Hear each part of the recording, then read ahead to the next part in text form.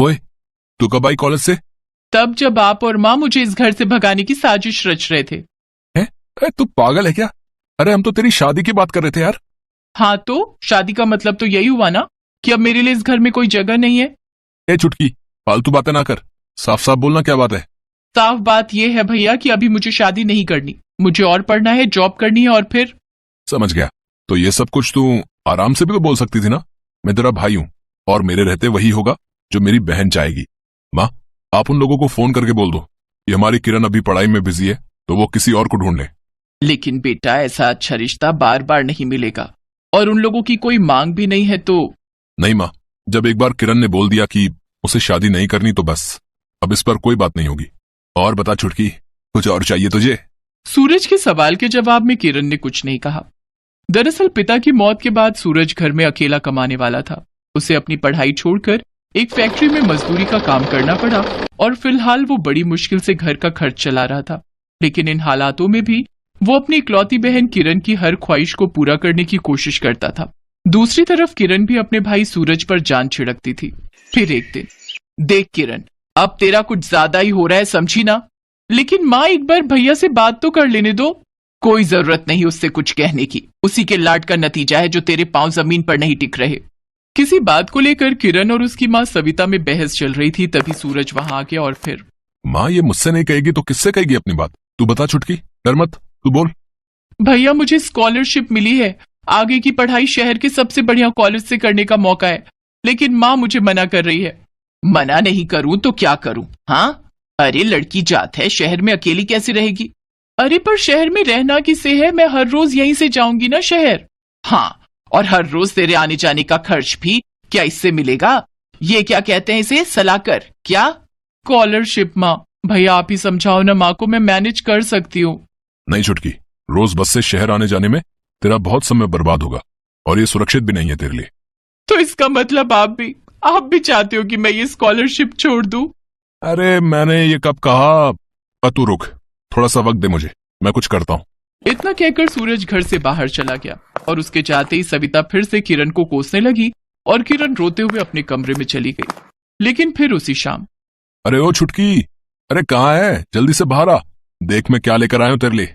सूरज के बुलाने पर किरण फौरन घर से बाहर आई।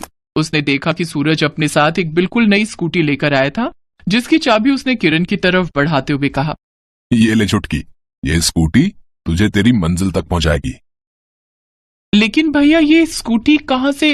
अब मतलब कैसे? ये तो बहुत महंगी होगी ना। और आपको ये कैसे पता चला कि मैं ये वाली स्कूटी लेना चाहती थी और फिलहाल मैं इसी के बारे में सोच रही थी? अरे तेरा भाई हूं मैं, तू कुछ कहे या ना कहे, तेरा चेहरा पढ़ना आता है मुझे।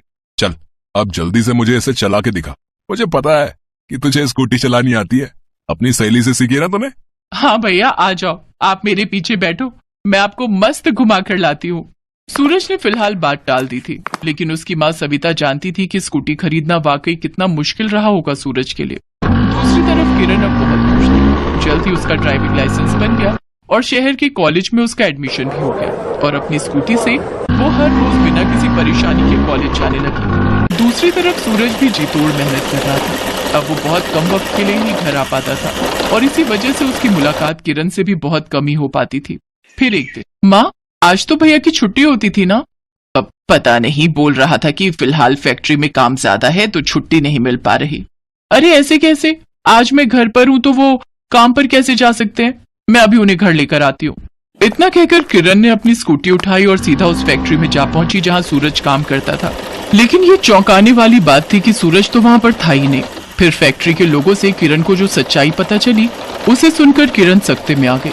किरण ने फिर से स्कूटी उठाई और फैक्ट्री से कुछ दूर एक जगह पर जा पहुंची जहां एक बहुत बड़ी बिल्डिंग बन रही थी और सूरज वहां भी मजदूरी कर रहा था। असल में किरण की स्कूटी की किश्तें चुकाने के लिए सूरज को फैक्ट्री के अलावा भी मजदूरी करनी पड़ रही थी और ये बात उसने अपने घर में किसी को नहीं बताई थी। लेकिन अब किरण सब कुछ जानती थी। उसकी हिम्मत ही नहीं हुई कि वो सूरज के सामने जाकर उससे कुछ कह सके। वो चुपचाप स्कूटी लेकर घर वापस आ गई। फिर कुछ महीनों के बाद भाई दूज के दिन। माफ कर दे छुटकी, इस बार तेरे लिए तोहफा नहीं ला पाया, पर वादा करता हूँ अगले भाई दूज पर तू जो कहेगी वो ला कर दूंगा तुझे। नहीं भैया, आप पहले ही बहुत कुछ दे चुके हो और जितना करना चाहिए उससे ज्यादा ही कर चुके हो मेरे लिए। और तोहफा देने की बारी अब मेरी है। इतना कहकर किरण ने एक लिफाफा सूरज के हाथों में पकड़ा दिया। सूरज ने उसे खोलकर देखा तो उसके अंदर पूरे 1 लाख का चेक था, जिसे देखकर सूरज हैरान रह गया। छुटकी, ये कहां से? इतने सारे पैसे ये किसने दिए तुझे? सरकार ने भैया, ये चेक मेरा इनाम है। मैंने एक और स्कॉलरशिप जीती है, लेकिन इस बार मैंने स्कॉलरशिप के पैसे लिए हैं ताकि आप अभी के अभी मेरी स्कूटी का लोन चुका दो और फिर आपको मेरी वजह से दिन रात काम न करना पड़े। अब सूरज के पास कुछ नहीं था कहने को। दोनों भाई बहन एक दूसरे के गले लगकर काफी देर तक रोए। आंखों में आंसू तो सविता के भी थे, लेकिन उसे इस बात की तसल्ली थी कि हालात चाहे कितने भी मुश्किल क्यों ना हो, उसके दोनों बच्चे एक दूसरे के साथ हर हाल में खड़े हैं।